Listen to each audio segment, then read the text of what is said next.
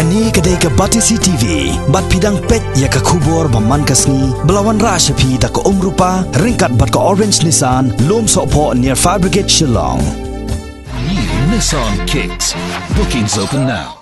Ka Department of Philosophy jong ka Lady Keane College, kala penlong ya ka Lempung Ïamir Jingmut halor kapang Circles of Gender Liberation and Rethinking of Cultural Traditions. Hagaba ka Professor Keya Sengupta, kabalong ka Director jong ka IIM Shillong, kalalong ka Kongsan, hagajing yalang pli ya ka ni ka seminar. Ka MLA jong ka East Shillong Constituency ka kong Amperin Lengdo, kalalong ka Sembut Kongsan, kapala ay Jingkren halor ka Jinglong Luid, kum ka Riu Kynthei. Yakani ka seminar lapanlong da ka Jingkrshan lang jong ka Indian Council of Social Science Research NERC Shillong. Hakani ka Lempung Ïamir Jingmut ka ba ars ngilenter ki donro ki kraw perkat lani ki resource persons ki professor jong ka school ba nehu bakan tupru ya ka Alexandria Veskaya nari Amerika ka balawan khnang nagbanta kani ka Lempung ban ai Jingkren halor ka Jinglong Kynthei bat ka bor jong ka. You've seen the horrible situations that circle Indian women in mainland India. It is frightful, very frightful. There is actually no calm. There is actually no peace. There is actually no confidence in most women across India. Here in Meghalaya, situation is a little different. A little different. In the northeast, it's a little more different. But you know, it's just a little different. People keep saying that you and I, all Khasis and Jaintias and Garos, belong to this famous matrilineal society where women have a huge say. But guess what? It's all bogus. It's just a sham. It's the same habit that continues everywhere else in this world, that women are said to have a special status, but actually in our homes we are as much victims as anyone else. I have seen women suffer to the most pathetic situations. I have seen women not having anywhere to go. I have seen women not even having the courage to talk about the problems they have. You will not believe it. We cannot pity the plight that women are in, but women need to work hard. We have to just toughen up. We have to strengthen our own resources. We have to work extra hard. And we cannot complain about it, because the moment you complain about it, then you're just like any other woman. I believe that academics needs to discuss the important necessity of providing platforms for women.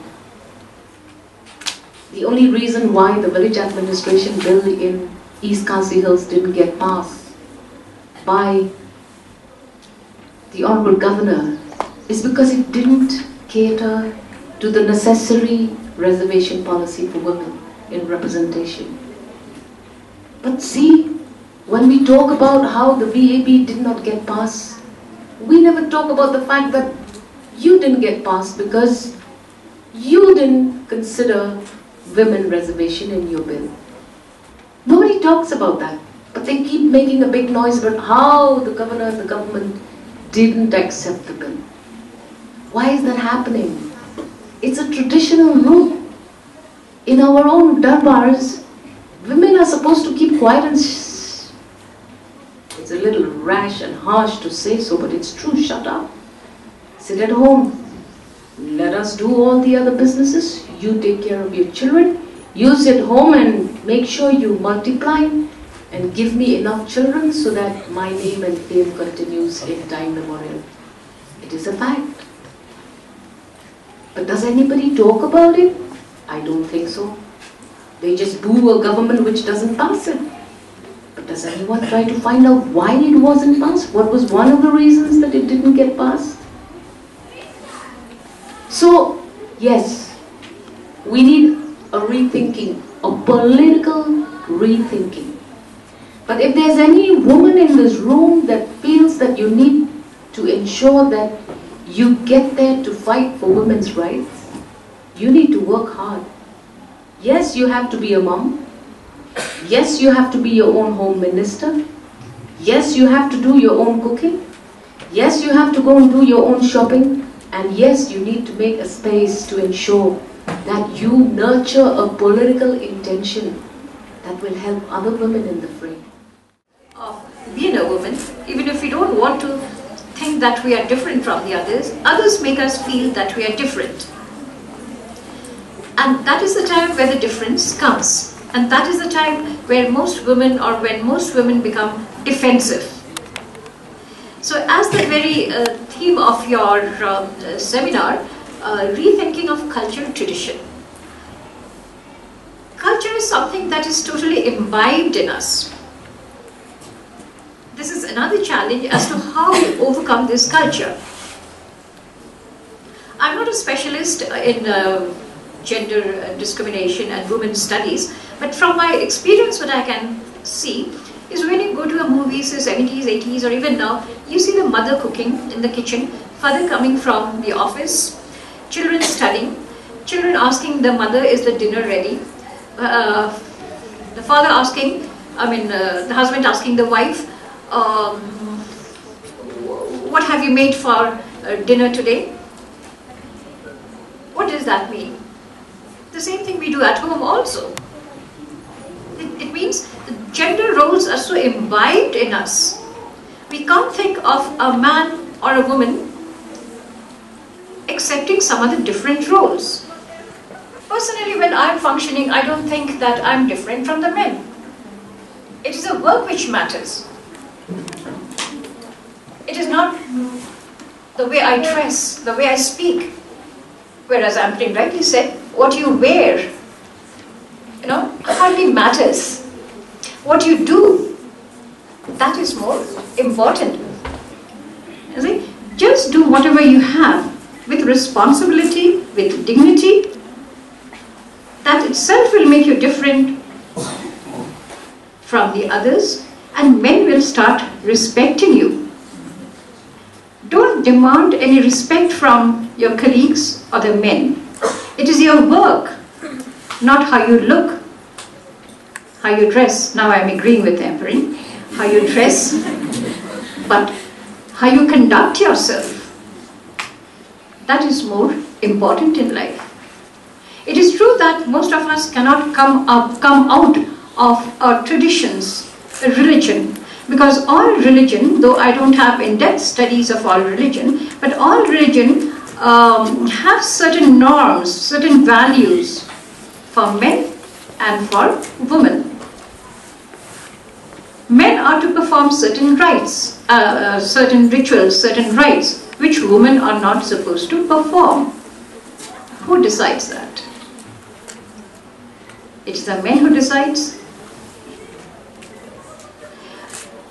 The rules, regulations in the country, who decides that? It is the men. Though there is some rules are coming that in most boards we have to have 2 lady representatives, but how much does lady representative have much of a say? I've attended numerous meetings where ladies are there, but the say is very minimal. Where does it come from? Why this difference? The difference is, as I said, what I feel is, it is a religion. My sociologist colleagues may be able to say better in this respect. The values and the norms in the society crops up from religion. We do not want to go against a religion, a tradition, the values that has been imbibed in us. Yet, how we can be different? What I feel personally from my experience is it is the attitude which is the biggest enemy. Attitude of both men as well as women. The men are not the enemy as such. but it is a mindset of the men which needs to be changed. So I'm happy to see a lot of professors and teachers, a good number who are men.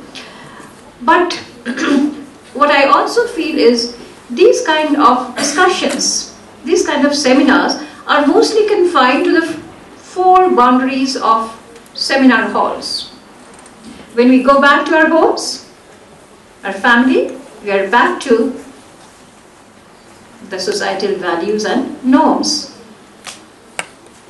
How do you overcome that? Can rules and regulations overcome that? There is no dearth of rules and regulations in the country. But has it actually resulted in any improvement? Very marginal improvement. The prohibition of dowry, for instance.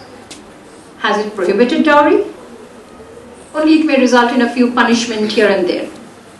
How does it matter? With other families it starts again.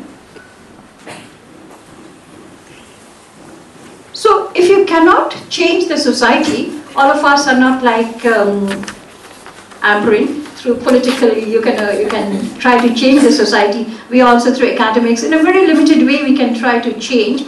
But if each one of us can try to change ourselves, whether men or women, without breaking the tradition, we have to respect. This is very challenging. We have to respect the tradition. We cannot go against the tradition and the values of the society. Then you would be dubbed as, a rebellion. If you are dubbed as a rebellious person, you will not be able to work in the society of all the others. So we have to do it very subtly, both men and women. So therefore what I feel is, it is the attitude of each one of us which is important. That is the biggest enemy. Once again I reiterate, men are not the enemies of women.